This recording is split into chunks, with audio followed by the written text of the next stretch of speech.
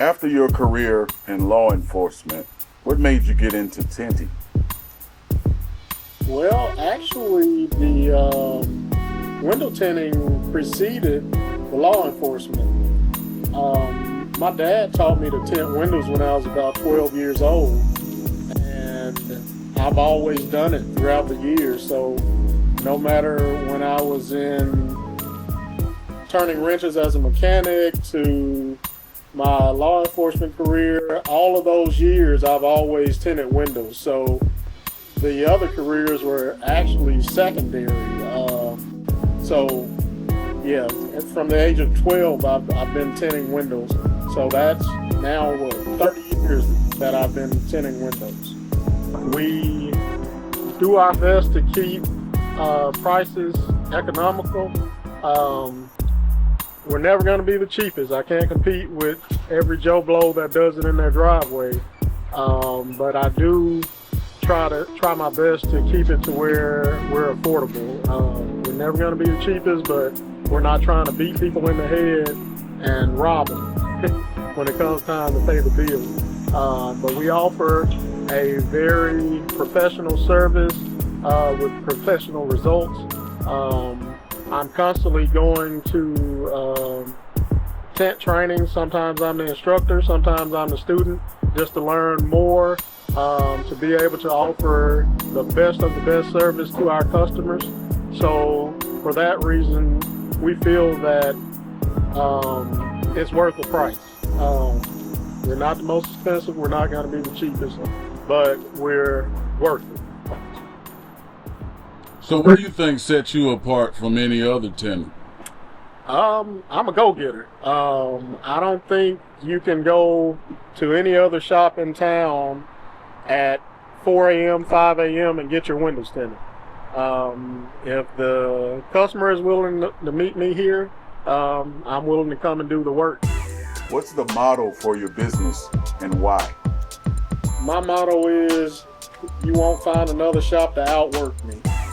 I feel that I'm my own biggest competitor, and I'm going to push myself to the max. So I'm in this shop many days before 6 a.m., and I feel like I'm going to put in the time, I'm going to put in the work to be successful. Again, it doesn't matter what other shops are doing, I'm going to push myself. So with me pushing myself as hard as I push myself, that's my motto. I will not be outworked because I'm putting in that I'm paying the due. We do close a few times throughout the year just to take family vacations, just to get away and reset. Because a lot of times I'm pulling 12, 13, 14-hour days, and you can only do so much of that without getting burnt out. So probably quarterly, we as a family try to get away and just, even if it's just running to Savannah or Atlanta or whatever, it doesn't have to be extravagant, but just time away to just reset, refocus, and come back and get back on the grind. What do you enjoy most about being the TintMan? The thing I enjoy most about being the TintMan is just all the relationships I build. It for me is not just tinting the car here, tinting the car there. It's every car that I touch, I feel like I'm building a relationship. My family and I just got back off of a cruise for spring break, and even though we sailed out of Miami and we're out of the country, there are several people on that ship that I've built relationships with over the years from tinting their window, and that just gives me joy to be somewhere far away from Sumter and somebody's out in the distance yelling, "Hey, there's TintMan," and they come up and we have a conversation. I think there are at least 4 people on this ship that we just got out of that knew me from me tinting their windows. So it's about the relationships. So what kind of words would you give an upcoming businessman that's trying to get started in any business at that? The best advice I can give anyone in business is do what you say you're going to do, when you say you're going to do it. If something comes up that prevents you from doing what you say or doing it when you say, then you need to reach out to that customer. The customer shouldn't have to reach out to you to find out that there's been a hiccup in the plan. So do what you say you're going to do when you say you're going to do it. If something changes, you reach out to the customer without them having to reach out to you first. When you do that, customers are more understanding because people know that we're all human. Things are going to come up, we're going to make mistakes, but it's how you deal with the things that come up and how we deal with those mistakes that set us apart from somebody that is not responsible. So be responsible, uphold your integrity, and just do your best to do what you can to make sure that customer is happy with the service and that they're going to return to you and utilize your services again. If you could start your career over, what would you change, if you would change anything, as far as your approach to the tinting career?